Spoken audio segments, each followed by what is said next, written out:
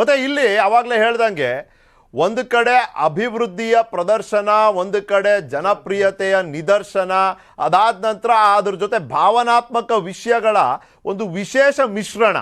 ಇದನ್ನು ಕೇಂದ್ರದಿಂದ ಬರೋರು ಒಂದು ರೀತಿ ಹೇಳಿದ್ರೆ, ರಾಜ್ಯ ಮಟ್ಟದಲ್ಲಿ ಬೆಳೀತಿರುವಂಥ ರಾಜಕೀಯದ ಆಯಾಮನೇ ಮತ್ತೊಂದು.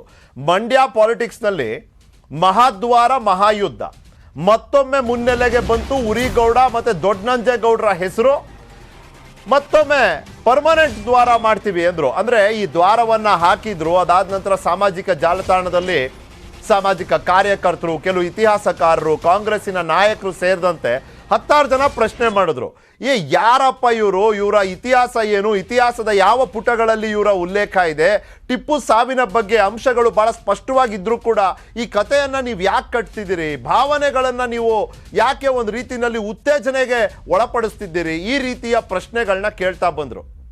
ಆವಾಗ ತಾತ್ಕಾಲಿಕವಾಗಿ ಆ ಒಂದು ಕಾರ್ಯಕ್ರಮಕ್ಕೆ ಅಂತ ಮಾಡಿದಂಥ ದ್ವಾರದ ಬಗ್ಗೆ ಪ್ರಶ್ನೆ ಕೇಳಿದಾಗ BJPಯ ರಾಷ್ಟ್ರೀಯ ಪ್ರಧಾನ ಕಾರ್ಯದರ್ಶಿ CT ರವಿ ಅವರು ಹೇಳ್ತಾರೆ, ಇವತ್ತು ತಾತ್ಕಾಲಿಕ ಹಾಕಿದ್ವಿ, ಅದು ತೆರವುಗೊಂಡಿರ್ಬೋದು, ಮುಂಬರೋ ದಿನಗಳಲ್ಲಿ ಶಾಶ್ವತವಾದ ಒಂದು ಮಹಾದ್ವಾರವನ್ನೇ ನಾವು ಅಲ್ಲಿ ನಿರ್ಮಾಣ ಮಾಡ್ತೀವಿ ಅನ್ನೋ ಮಾತನ್ನ ಹೇಳ್ತಾರೆ.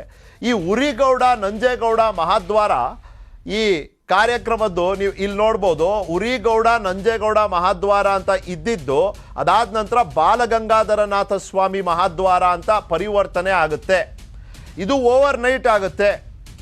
ಪ್ರಧಾನಮಂತ್ರಿ ಅಭಿವೃದ್ಧಿ ಅನ್ನೋ ವಿಷಯ ಹಿಡ್ಕೊಂಡು ಬಂದಾಗ ಅವರು ಪ್ರಯಾಣ ಮಾಡುವಂಥ ಈ ಒಂದು ರೋಡ್ನಲ್ಲೇನೆ ಒಂದು ಭಾವನಾತ್ಮಕ ವಿಷಯ, ಅದರ ಒಂದು ರಾಜಕೀಯ ಉದ್ದೇಶ ದುರುದ್ದೇಶಗಳ ಒಂದು ಉದಾಹರಣೆಯಂತೆ ನಿಂತಿರುವಂಥ ಈ ತಾತ್ಕಾಲಿಕವಾಗಿ ಆದ್ರೂ ಮಹಾದ್ವಾರ ಏನಿತ್ತಲ್ಲ, ಅದು ಒಂದು ರೀತಿಯಲ್ಲಿ ಪ್ರಧಾನಮಂತ್ರಿ ಅವರ ಭೇಟಿ, ಅವರ ಕಾರ್ಯಕ್ರಮದ ಸ್ಪಿರಿಟ್ ವಿರುದ್ಧನೇ ಹೋಗ್ಬಿಡುತ್ತಾ?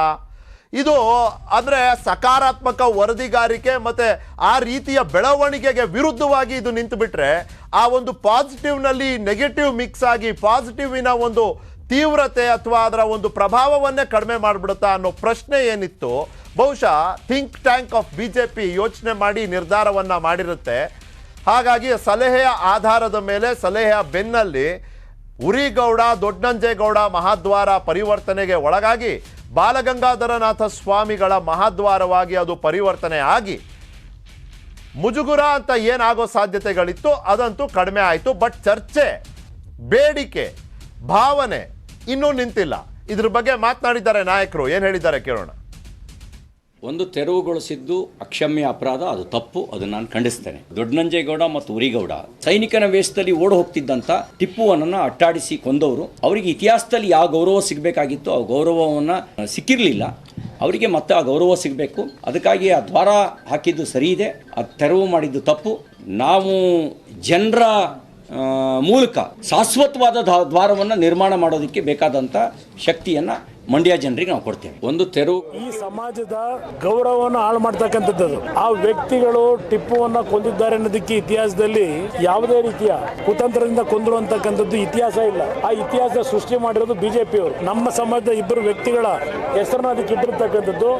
ಒಕ್ಕಲಿಗ ಸಮಾಜಕ್ಕೆ ಈ BJPಯ ನಾಯಕರುಗಳು ಅಗೌರವ ಸಲ್ಲಿಸ್ತಾ ಇದ್ದಾರೆ. ಅದನ್ನ ನಮ್ಮ ಒಕ್ಕಲಿಗರು ಇವತ್ತು ಇದರ ವಿರುದ್ಧ ಪ್ರತಿಭಟಿಸಬೇಕಾಗ್ತದೆ, ಧಿಕ್ಕರಿಸಬೇಕಾಗುತ್ತೆ. ನೋಡಿ, ಈ ಸಮಾಜದ ಗೌರವ